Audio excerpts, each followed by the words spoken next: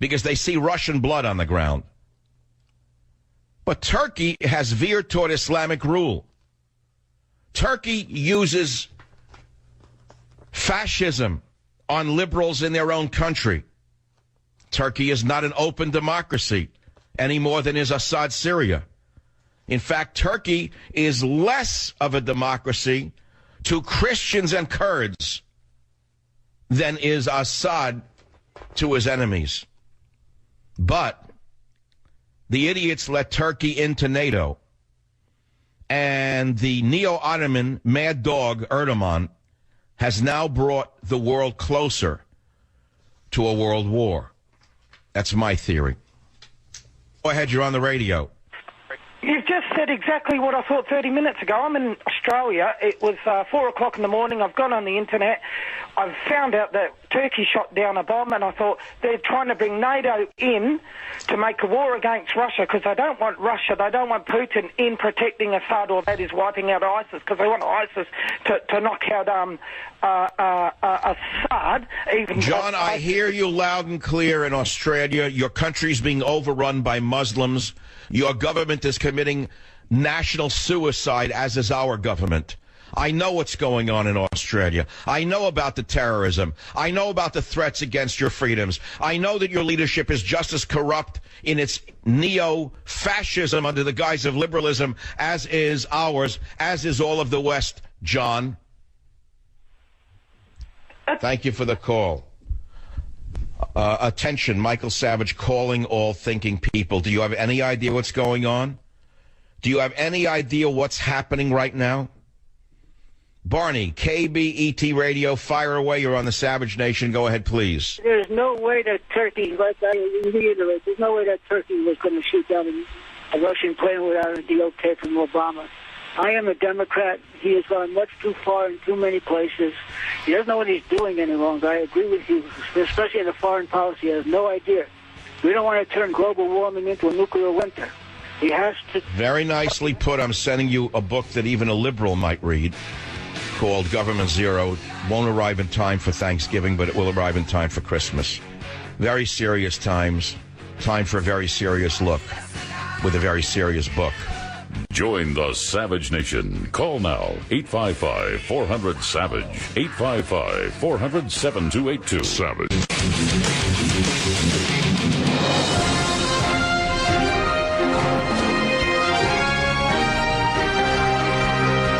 got breaking news.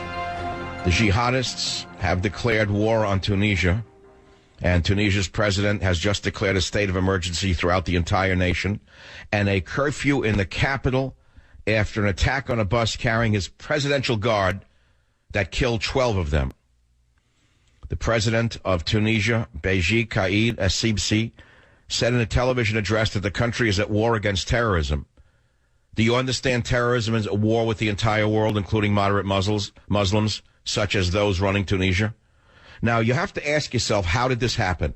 How is it that this disease of radical Islam has been able to metastasize so rapidly in the last 2 years?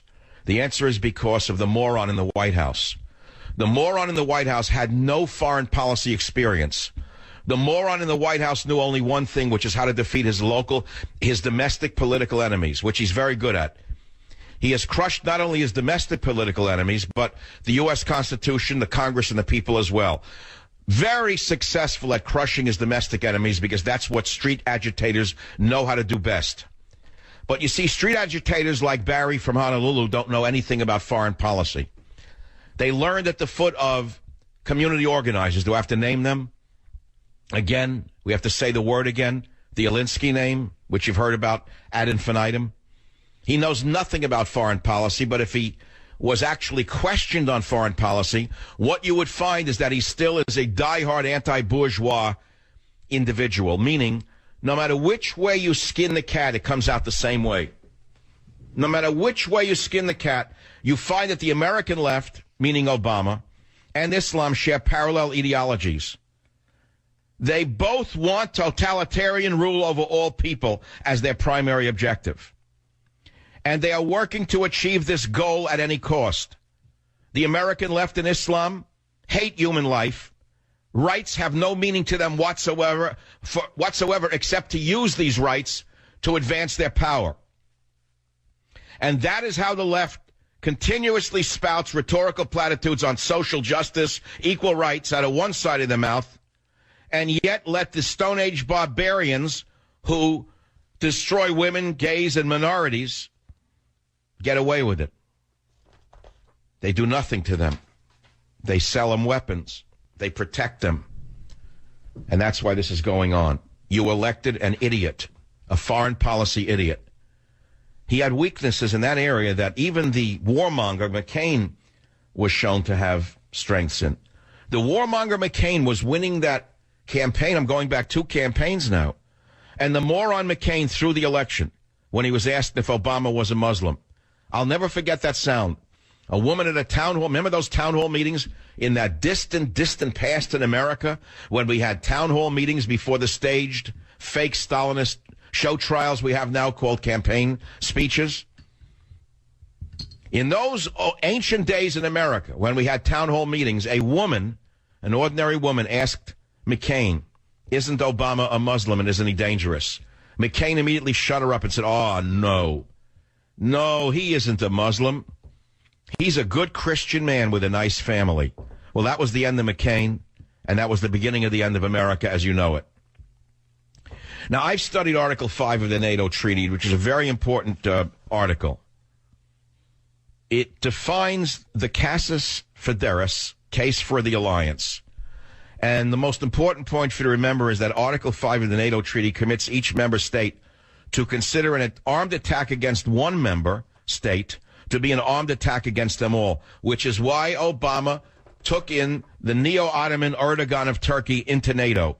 It was specifically to provoke Russia. Specifically to provoke Russia. But this is too much for the average person before Thanksgiving. Your brain is stuffed with stuffing right now. And here we are. We're at war everywhere you turn. Moderates, huh? Is there any difference between, again, Obama's armed rebels, who he calls moderates, and ISIS? I don't know the difference. Anyone know the difference? Raise your hand if you know the difference. Definitively. Greg on WJR, do you know the difference between Obama's armed rebels, the moderates so-called, and the ISIS maniacs? Mr. Savage, there is no such thing as moderate. Moderate is something that's made up by the White House. I am a Syrian Christian, and there is no such thing as moderate. I'm listening to you. I hear it. I know there's no difference, but you know it better than I do. You have faced these animals. You know who they are. Tell the people. Tell the world who these moderates are that Obama loves so much. There is no such thing. You go to shop at certain places in Syria. If they see the crucifixion, they close their door. They don't want to sell you anything, or they don't want to bother with you. These are fanatic Muslim people that being killed over there. They're killing us. That is the truth. No, I know it's the truth, and that's why Obama won't let Christians in from Syria. Instead, he wants Muslims. Why is he flooding America with Muslims in every town and village in this country? What is he wanting to do? Why does he want women in burqas walking around in Michigan? What is that going to accomplish in this society when you have medieval costumes marching around? You know what the men are behind those women who put women in those horrid costumes? Do you know that costume where they put a woman in a full body tent and only permit her eyes to look out is not even in the Quran? Do you know that's not even in the holy book of the Muslim? He's bringing in the most fanatical of the Muslims, not even the most, quote, moderate of the Muslims. He is bringing in the most fanatical in most cases. How far he has to dig, he'll dig. I don't know how you liberals who are into human rights, gay rights, women's rights, don't see what's going on. I don't understand where the geniuses called progressives are. How can they be celebrating this? Greg, stay on the line. I'm sending you my great book, Government Zero. It's only a book. It's only a book. We're way past needing a book in this world. Boy, oh boy, we need more than a book. How does this end? Are we being drawn into World War III? Is that what the thin smoking man wants? He's provoking Putin, there's no question. Now, I know, they went over the border by, what, a mile? Half a mile? Do we know how far over? People are saying Turkey is justified. They were defending their land. Well, we have a land here, too, which has a border. And Obama lets Mexicans, Guatemalans, El Salvadorans, Chinese, Nicaraguans, you name it, pour over our border, invading and destroying our sovereignty. Why does he not care about our sovereignty, but only the sovereignty now all of a sudden of Turkey? All of a sudden, a border region between Turkey and Syria. Most of us don't even know where this is. Most of us don't even know it's a mountainous region, which is hardly defined, by the way, with a clear border. And so the Russian jets were, let's say, either flying on the Syrian border or over the border of Turkey.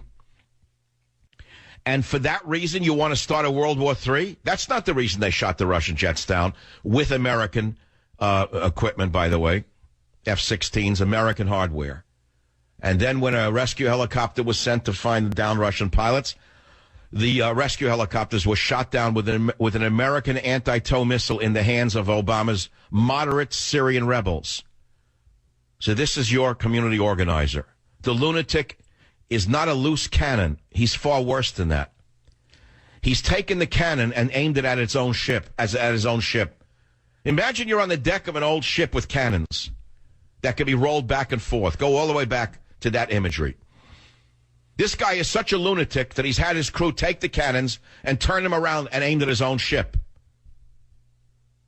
So what's coming next? Why does Obama want to provoke Russia? Did you see the press conference? Anyone raise your hand if you saw the shameful press conference? You had this embarrassment of a president of ours talking about kissing Michelle Obama in Luxembourg Gardens. Unto itself, I was appalled at his lack of class. But let's put that aside. It's a matter of taste. Then I saw this guy, Hollande, with his legs spread. They were both sitting in little chairs with their Did anyone notice this?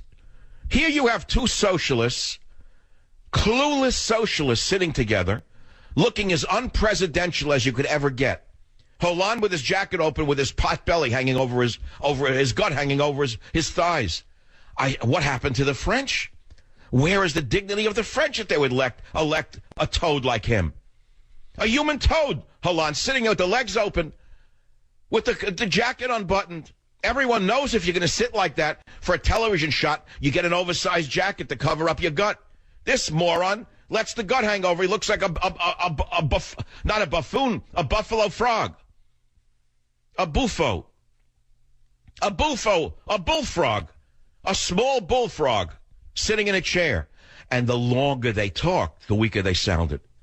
A real president would get up and make a few statements about how they're going to crush ISIS and then turn it over to the French. Then they would have a leader, let's say on the level of a Charles de Gaulle or someone on that leader who would with dignity come out looking like a French foreign legionnaire and say with clarity, we will destroy these cockroaches. We have the weaponry to do it. We have the masculinity to do it. Vive la France! And that would have been the end of the press conference. Instead, these two schmucks went on and on and on.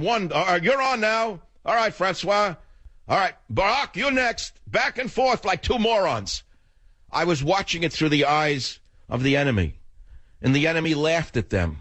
The enemy was laughing at the hollowness of these two men. All sound and fury, signifying nothing. Nothing. Nothing. And so what does the Islamic regime do? They attack in Tunisia. They may have attacked in northern France, or it can just be a bank robbery. We don't know. They're not running away, are they? They're running away scared? In the ideal world, America and Russia would be brothers in arms against the scourge that threatens all of our lives. But you see, that's when we had a Christian nation. We thought that way. If we had a Christian president who thought in those terms and understood it is a religious war, whether we want it to be or not, it is a religious war. Some call it a clash of civilizations because they don't have the nerve to say what it really is, which is a religious war. It's Islam versus the world. And it's a virulent form of Islam, a radical form of Islam against the entire world. And if we had a Christian president who identified as a Christian and identified the nation as a Christian nation, founding, of course, was a Christian nation, he would understand that Russia is our greatest ally against this cancer. Instead, he chooses to fight with Russia, undermine Russia, antagonize Russia and now perhaps draw Russia into a war